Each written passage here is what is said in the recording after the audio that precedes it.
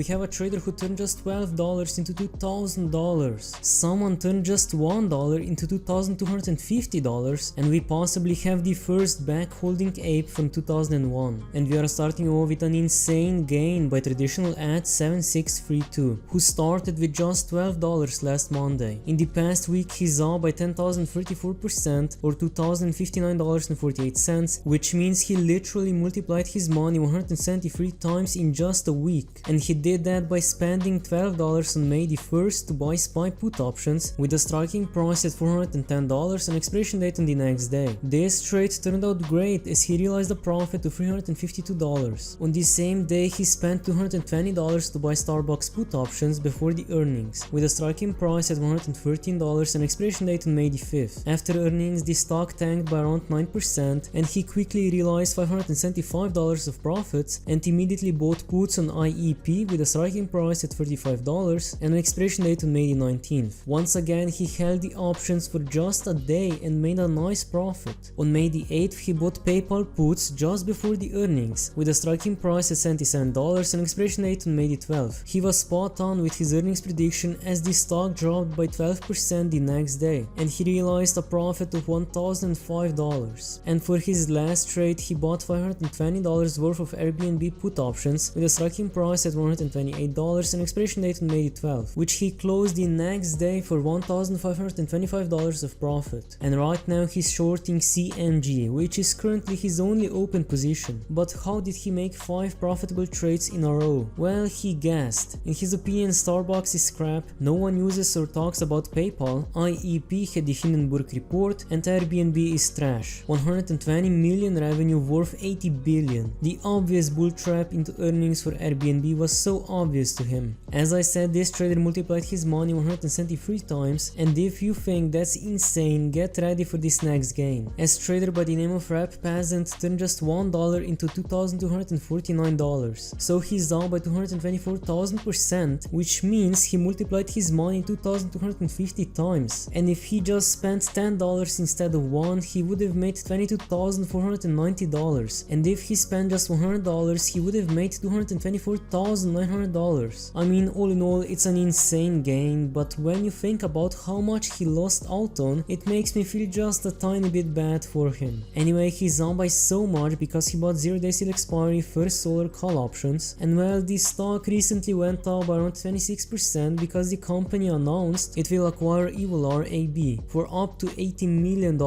I would say congrats to him for being incredibly lucky, but I have to point out that I don't see his position size anywhere on this screenshot, so he might have lied for internet points. Anyway, next we have a loss by Efficient Loss, who was the first back holding ape DRS shares 15 years before WallStreetBets. On December 2nd, 2001, the Enron Corporation filed for Chapter 11 bankruptcy protection. Just like any the current towel apes, I had a dream. Enron would pull out of Chapter 11, get bought out, and I would be sitting on millions of dollars from just pennies. I don't regret my choice at all. Why? Because I knew it was a risk, but the hope of a better life was the reward. Good luck, towel apes, I hope your luck is different. I do. And if it does, can I borrow a few dollars, a few bucks to the father of all apes? Well, at that time Enron was just an energy broker and other companies were putting in bids to buy it. There was value in taking over those energy contracts, so he spent all he had to buy all those penny stocks because they were only in Chapter 11 and other energy companies wanted to buy their contracts out. Honestly, despite his loss, huge respects to him, and he even said that if Jim Cramer told him he was going to die, he would be happy knowing he would live for many years. Next up we have a huge gain by Fresh Year 3986, who we've already covered in some of the previous episodes when he over a span of around 10 days turned just $2,000 into $54,000, and now he's finally back with another huge gain. When he got to 54k he took a break from trading for a while as he wanted to enjoy himself and his money he made. Then he somehow got to 100k and then to 125k, and today he's up by 23% or $29,798.28, and his account is worth $154,832.90, and he's up by so much because he bought 400 QQQ puts with a striking price at $327 and expiration date on May the 12th, and his all-time chart is honestly honestly quite insane as it goes almost straight up, and I just hope he can continue making more and more. Anyway, next we have a huge loss by Living is Deadly. Is this what you want, you degenerates? He's down by 96% or $10,135.81 and is left with just $400 because he bought 200 PayPal call options with a striking price at $85 and expiration date on May the 19th. His strategy was to go to the moon, and in contrast to the first trader, he bought calls because looking at the tightening of traditional financing options like regional banks and larger banks, he thinks alternative financing options such as PayPal and Affirm should be seeing increasing use of the service and an increase in revenue for these alternatives. Sadly though, the stock tanked after earnings. Next up we have a huge loss by John Lee 2023, who can't seem to predict the market, and he was certain today would rally. He's still holding these, and his wife said she will look for a new boyfriend soon. So in the past 3 months he's down by 97% or $43,744.44 and is left with $915.79. He has 16 different positions and only one is in profit. The rest are down by a lot. He mostly bought calls on stocks like EA, SPY, BA, Nvidia, Microsoft, Tesla, Disney, PACW, Google, Meta and Key. Later in the day the market pumped back up though and he got his account up to 3k. Well, good luck to him and hopefully he somehow recovers. Next we have a huge gain by Tay86, who's thanking Google for a 400% gain in one day. In the past week she's up by around 400% or $15,216.28 because on April the 26th she bought 30 Google call options with a striking price at $120 and expiration date on June the 16th. She also bought a lot more Google calls on May the 10th and even secured some profits. She's a huge Google fangirl and woke up yesterday morning and read the event schedule 2 hours before they went live. So she decided they were probably going to clap back at Microsoft and went all in as a bull. She's normally a bear, so this felt pretty rare for her. She already cashed out 4k and pushed out positions for longer and expects them to get to $130. Anyway, next we have a huge loss by Kabonga, who loves options. On the all-time chart he's down by 99% or $7,317.40 and is left with just $50.33. And once again we can see that well-known first bump before his account dropped straight down. He's been losing money for a long time, but his last loss was because altogether he bought 45 Carvana put options with a striking price at $6.50 and $7 and an expiration date on May the 5th. Hopefully he somehow recovers. And last but not least we have a nice gain by Steve to Bacon. Ever since he learned risk management and focused on biopharma stocks, he became profitable. Year to date he's down by 47% or $23,172.90 and his main position is ALLO with a $5.93 average. They are presenting CART cell therapy data beginning of June and he's playing for an anticipatory run-up. He just played them for earnings and reaction was very bullish to all the data they are expected to release. He stays around 40 to 50% cash for buying opportunities, and now that he's grown his account back to 50k, he's never more than 10% in one stock going into the catalyst. For instance, he's around 7k for one of his core holds right now. If that gets cut in half, he's down 3.5k and his portfolio only goes down 5%. It's been 7 months since he's deployed this strategy and he's up by more than 100% on this account. He also went into detail about his trading strategy, so if you want to read it, just pause the video, and if you want to see how this trader got the largest margin call on WallStreetBets, click on the video that just popped up, and if that is not enough, smash the subscribe button as you'll help me out a lot in reaching my goal of 600 subscribers. If you have any questions or recommendations, leave them in the comments down below, and thanks for watching.